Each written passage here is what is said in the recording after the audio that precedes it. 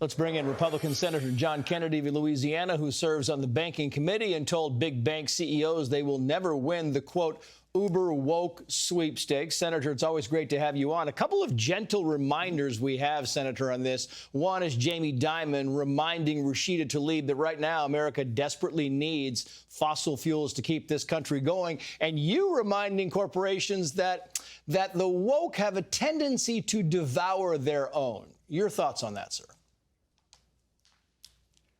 Well, it's not exactly a news flash that President Biden has appointed thousands of uber wokers to his administration. Wokers are easy to recognize. They hate George Washington, Thomas Jefferson, Abraham Lincoln, Dr. Seuss, and Mr. Potato Head. Mm-hmm. Wokers respect no one's opinion but their own.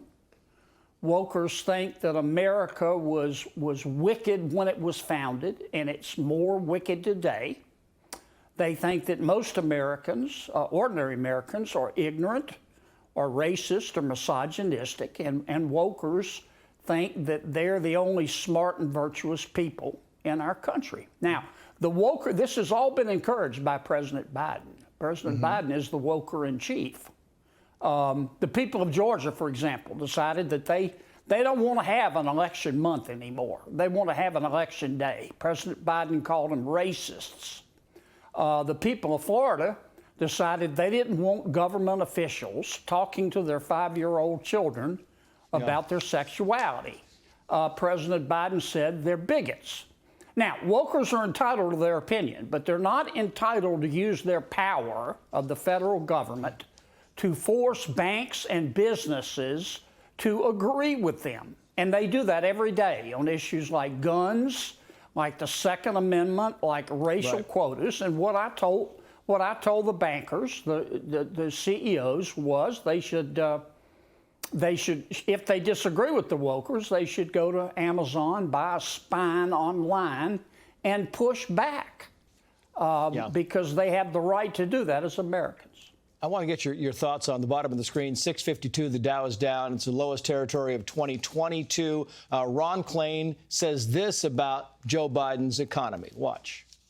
It's easy to forget that when Joe Biden came to office, we turn on the TV at night, people were in line in football stadiums waiting for a box of food.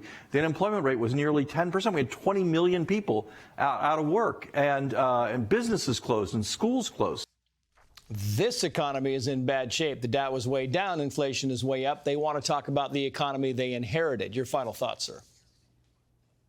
I think President Biden is trying to convince the American people that inflation, given how high it is, given the fact that people's 401ks are crashing, that somehow means that the economy is just fine, and the White House needs to put down the bong.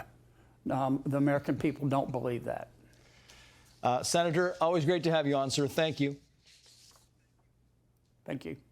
Hi, everyone. I'm Brian Kilmeade. I want you to do me a favor. I want you to click to subscribe to the Fox News YouTube page. This is the only way that I know for sure that you're not going to miss any great commentary, any great news bites, any great interviews coming your way on Fox. You can get it all here on YouTube. So subscribe right now.